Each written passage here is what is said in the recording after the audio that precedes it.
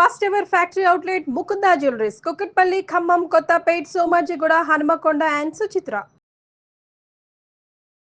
నమస్కారం, welcome to Suman TV. నేను గీతాంజలి. ప్రస్తుతం మనతో పాటు భారతీయ శంకరపీఠం వ్యవస్థాపకులు, ప్రముఖ ఆధ్యాత్మికవేత్త, బ్రహ్మశ్రీ అన్నవరపు తిరుపతి మూర్తి అవధాని గురువు గారు ఉన్నారు. వారితో మాట్లాడదాం. గురుగారు నమస్కారం అండి.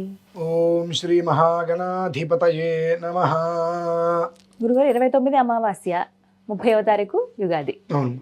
అయితే చాలా మంది కొన్ని సందేహం, ముందు అమావాస్య ఎప్పుడు వచ్చే పద్ధతి అయినా కూడా ఇల్లు ఎప్పుడు శుభ్రం చేసుకోవాలి, దేవుడి పట్టాలు ఎప్పుడు తీయాలి, ఎప్పుడు శుభ్రం చేసుకోవాలి అనేది చాలా ఇది ఒక సందేహం అండి. ఇల్లు శుభ్రం చేసుకునే విషయంలో అంటే నియమాలు ఏమన్నా ఉన్నాయా? ఈ సమయంలో ముందు రోజే చేసుకోవచ్చు, ఎందుకంటే 28 కూడా అమావాస్య ఉందని చెప్తున్నారు. మరి ఇంకా 27నే శుభ్రం చేసేసుకోవాలా? మరి ఈ 2 రోజులు అంట అనేది ఒకవేళ వస్తే గనక ఇంట్లో అప్పుడు పరిస్థితి ఏంటి? లేదు ఉగాది రోజు ఉదయమే శుభ్రం చేసుకున్నా పర్వాలేదా?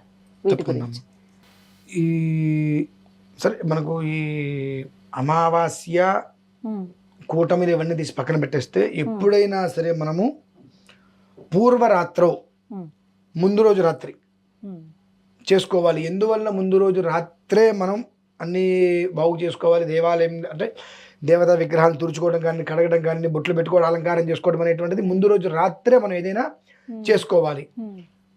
2 రోజుల ముందు కూడా మనం చేసుకోవచ్చు కదండి అని కొంతమంది అనుకుంటూ ఉంటారు. అది 10 రోజుల ముందు కూడా మనం చేసుకోవచ్చండి.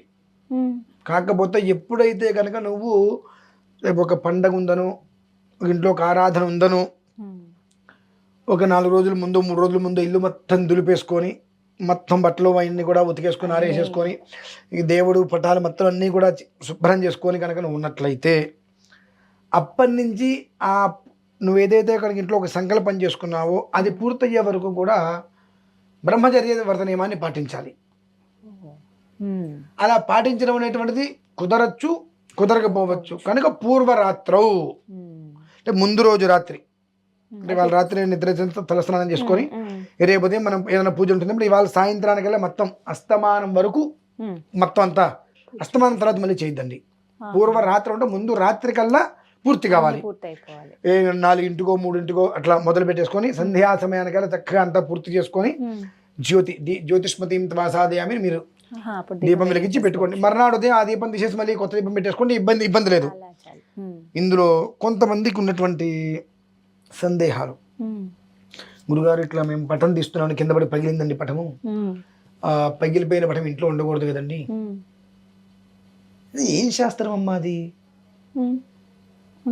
పగిలిపోయిన పటం ఇంట్లో ఉండకూడదు అంటానికి శాస్త్ర ప్రమాణం ఏమైనా ఉన్నదా? అంటే విరిగింది కానీ ఇలాంటివి పెట్టకూడదు అంటారు కదా గురువు. పటం పగిలింది, ఫ్రేమ్ కట్టించు, మళ్ళీ ఫ్రేమ్ కట్టించు మళ్ళీ. అట్లా పనికొస్తుందా అండి? అది ఒక పటం షాపులో అమ్మినప్పుడు ఒక ఫోటో మన ఇంటికి తీసుకొచ్చి ఇంట్లో పెట్టుకుంటే దానికి పూజలు చేస్తున్నాం, అమ్మవారిగా భావించి రకరకాల పూజలు చేస్తున్నాం. ఆవిడ నుంచి మనకి ఏదో లభ్యమైందని ఆనందపడుతున్నాం. ఏదో కర్మ ప్రార్థం, మేకు విరిగిందో, తుప్పు పట్టిందో, ఏదో చేయి జారిందో, కింద పడింది, అంత మాత్రాన అది అక్కడి పనికి మాలింది అయిపోయిందండి. వెంటనే మార్పించుకోవాలి. అద్దం తీసేసి కొత్త అద్దం వేసేసేయండి, కొత్త దాన్ని పెట్టేసి చక్కగా పెట్టుకోండి. అలా పనికొస్తుందా అండి? ఈ శరీరం ఉందిగా, ఏదైనా యాక్సిడెంట్ జరుగుతుందిగా, చేయో కాలు విరుగుతుందిగా, దానికి ఏం చేస్తున్నావు మరి? దానికి ఏదో రాడ్డో ఏదో పెట్టేసేసి మత్తే అన్నీ అంటే నువ్వు అన్నీ చేసుకోవచ్చా? అంటే నీకు చేయో కాలు విరిగిన ఏదన్నా ఇబ్బంది కలిగినా దానికి ఏదో నట్లో బోట్లో పెట్టుకుంటావు, తిప్పుకుంటున్నావు. నువ్వు నిత్య జీవితంలో అన్ని దేవాలయాలకి నువ్వు వెళ్ళొచ్చు, అన్ని చుట్లకి చేసుకోవచ్చా? నీ ఇంట్లో ఉన్నటువంటి చిత్రపటం మాత్రం కింద పడితే అది నీకు పనికిరాదా? ఎక్కడ ధర్మం ఇది? ఆలోచించుకోవాలి ఇది. మరి కొంతమంది ఈ పగిలిపోయిన చిత్రపటాన్ని తీసుకెళ్ళి నీళ్ళలో వేస్తూ ఉంటారు. దానివల్ల వంశాలు పోతూ ఉంటాయండి. అలా చేయకూడదు. వంశాలు మొత్తం అంటే కొన్ని ఫోటోలు పాత పడిపోతాయండి. ఇప్పుడు ఎప్పటి నుంచో 10 ఏళ్ల క్రితం అప్పటి నుంచి పెట్టుకుని అలా ఉంచుతారు. అవి ఫోటో దగ్గర మసక వచ్చేయటము, మొహాలు సరిగ్గా కనిపించకపోవడము, ఇవి ఉండడం వల్ల ఇంకా వాటికి పూజ చేయలేరు కదా. అవును. వాటిని మరి ఏం చేయాలి? చెట్టు దగ్గర పెట్టేసింది, ఎక్కడైనా చెట్టు మొదట్లో దగ్గర వర్షం పడ్డప్పుడు అవి అందులో అలా అలా హరించుకుపోతాయి. అంతేగా నీళ్ళలో వేయకూడదు. ఎందువల్ల వేయకూడదు అంటే, నీళ్ళలో వేయచ్చు. ఎప్పుడు వేయచ్చు? దాన్ని ఫోటోని జాగ్రత్తగా పగలగొట్టి ఆ అద్దాలు ఫ్రేములు తీసి ఆ ఒక చిత్రపటం పేపర్ మాత్రమే నీళ్ళలో కలపండి. అంతేగాని వీటితో ఈ అద్దంతో సహా నీళ్ళల్లోకి వేసేసినప్పుడు ఉమ్. ఈ అందులో ఉండేటువంటి జలచరాలు అవి తినడానికి వచ్చినప్పుడు ఆ గాజులు గుచ్చుకొని వాటి పరిస్థితి ఏంటి, ఇవి మనం తెలుసుకోవాలమ్మా. మనంతటి మనమే ఇవి అర్థం చేసుకోవాలి. అద్దం పగిలింది, చాలా మంది ఆ పగిలిపోయిన అద్దాలు తీసుకెళ్ళి నీళ్ళల్లో వేసేస్తూ ఉంటారు. అవును. అద్దాలు నీళ్ళల్లో వేస్తే అందులో ఎన్నో రకాల జీవరాశులు ఉంటాయి కదా, అవేవో తినడానికి కొంచెం గుచ్చుకుని వాటికి ఏదైనా జరగరాని జరిగితే ఆ పాపానికి ఎవరు మోయాల్సింది? మూలకారకులు మనమే. కాబట్టి అద్దం పగిలింది, ఓకే, జాగ్రత్తగా దాన్ని మొత్తం తీసేసి చెట్టు కింద పెట్టేసి, ఫోటో బాగుంది, ఆ ఫోటో తీసుకొని మళ్ళీ ఇంకొక చిత్రపటం చేయించు. ఈ పెంకులు మొత్తం కూడా ఒక దాంట్లో చిన్న చిన్న ముక్కలుగా చేసేసి ఒక 5 అడుగులు 6 అడుగులు 4 గుంట తీసి గుంటలో పోసి గుంట పూడ్చేసి, ఎవరికి దానివల్ల నష్టం ఉండదుగా. నష్టం ఉంటుందండి ఎవరికైనా? ఎవరికి ఎలాంటి నష్టము ఉండదు గుంటలో వేసేస్తే. అట్లా చేసేయటం వలన నీకు మంచి జరుగుతుంది. కానీ అద్దాలు పగిలిపోయిన పక్కన పడేయటం, నీళ్ళలో పడేయటం, చెట్ల కింద పడేయటం, ఇవన్నీ కూడా నాకు అనిపిస్తూ ఉంటుంది. ఎవరు చెప్పినటువంటి సూత్రాలు ఇవన్నీ? సుఖానున్న ప్రాణాన్ని దుఃఖాన్ని పెట్టుకోవటమే. మామూలుగా అయితే ప్రతి గురువారం ఇల్లు శుభ్రం చేసుకోవాలమ్మా. ప్రతి గురువారం ఇల్లు శుభ్రం చేసుకోవాలి. ఎందువల్ల గురువారం ఇల్లు శుభ్రం చేసుకోవాలి అంటే దానికి వర్గత్రయం చెప్పబడి ఉంటుంది. బుధవారం స్త్రీ తలంటి పోసుకోవాలమ్మా, శుక్రవారం పోసుకోకూడదు, శాస్త్ర ప్రమాణం. శుక్రవారం తలస్నానం చేయకూడదు, బుధవారం తలస్నానం చేయాలి.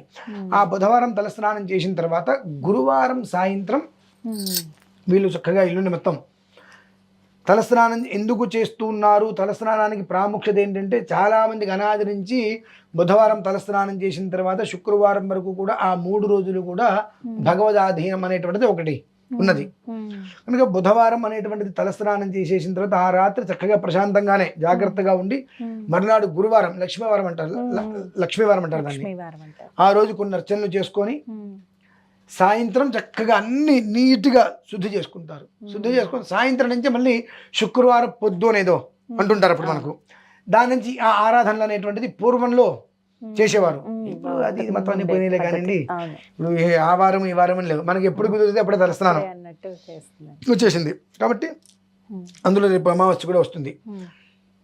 పూర్వరాత్రం 29 రాత్రి. ఇంకా మీకు కాస్త ఏదైనా అనుమానం ఉంటే 28 రాత్రి సాయంత్రం శుభ్రంగా బాగు చేసేసుకోండి. బాగు చేసుకొని అదైపోతుంది. 29 రాత్రి మళ్ళీ బాగు చేసుకోండి. ఏదైనా కాస్త ఇది ఉన్నట్టయితే కనుక ఆ మూల ఏదైనా మీకు కాస్త అనుమానంగా ఉందంటే 29 రాత్రికి కూడా మరలా శుభ్రంగా చేసుకోగలిగితే అది ఎప్పుడు 29 రాత్రి అనేటువంటిది దీనికి సంధ్యా సమయం వర్తించదండి. దీనికి సంధ్యా సమయం కాదు, రాత్రి సమయంలోనే ఆ మొత్తం అంతా శుభ్రంగా. అంటే ఉదయానికి మన ఇంట్లో తోమవలసినటువంటి గిన్నె ఉండకూడదమ్మా. ఒక మాటగా చెప్పాలంటే తోమవలసినటువంటి గిన్నె ఉదయానికి ఇంట్లో ఉండకూడదు. ఉదయం తోమవలసిన గిన్నె ఏదైనా ఉంది అంటే మీరు స్నానం చేసిన తర్వాత ఇల్లు ఊడ్చుకొని దీపారాధన చేసిన తర్వాత ఇంట్లో టీనో కాఫీనో పెట్టుకుంటే ఆ గిన్నె మినహాయిస్తే తోమవలసినటువంటి పాత్ర ఇంట్లో మర్నాటికి ఉండకూడదు. అది మనకు ప్రధానం తీసుకోవాల్సింది. అప్పుడు ఆ ఇల్లు శుచివంతంగా ఉంటుంది. ఎప్పుడు ఆ ఇల్లు అప్పుడు శుచితో ఉంటుంది కూడుకొని. లేదనుకోండి నిన్న రాత్రి విధానాన్ని బట్టి అందులోనే ఉంటే మర్నాటికి అదే అశుచి ఇల్లు మొత్తం కూడా ఆపాదిస్తూ ఉంటుంది. కాబట్టి మనకు కొంచెం ఆ అశుచి అనేటువంటిది ఉన్న చోట లక్ష్మి అమ్మవారు వెళ్ళిపోయి జ్యేష్ఠాదేవి పెద్దమ్మ తెలుసా? పెద్దమ్మ విన్నాను, దరిద్రం పెద్దమ్మ. ఆ దరిద్ర పెద్దమ్మ అనే ఆవిడ వెంటనే ఇంటికి వస్తుంది. ఆవిడ ఎక్కడ ఉంటుందంటే ఇటువంటి చోట్ల ఉంటుంది, అన్ని చోట్ల. లక్ష్మీదేవి అని ఎక్కడ పడితే అక్కడ ఉంటుంది కానివ్వండి, ఈవిడ ఎక్కడ పడితే అక్కడ ఉండదు. ఆవిడకి చాలా అంటే చాలా శుచి ఎక్కువ. ఎక్కడైతే ఇంట్లో పూజలు ఉంటాయో, ఏ ఇంట్లో అయితే కనుక ఉదయం సూర్యోదయంలో స్నానం చేయకుండా ఉంటారో అటువంటివి ఆవిడ నేనున్నాను కూడా వచ్చేస్తుంది అక్కడికి.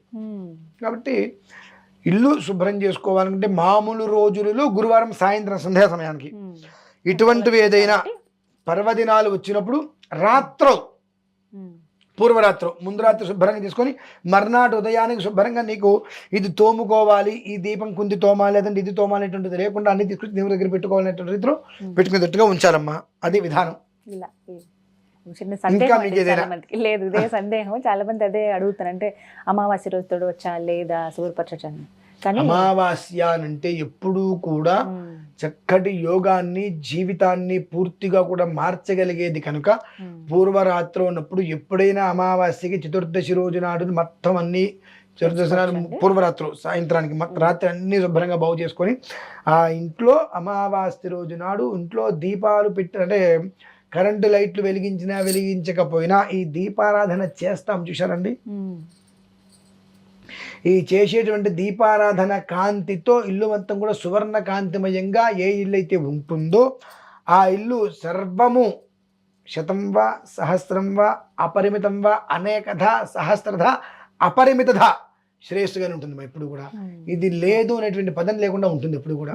కాబట్టి ప్రతిదీ పూర్వరాత్రం ఆ ఉదయానికి మనకు ఇది తోమవలసిన పదార్థము వస్తువు అనేటువంటిది లేకుండా ఉండాలి అంతే.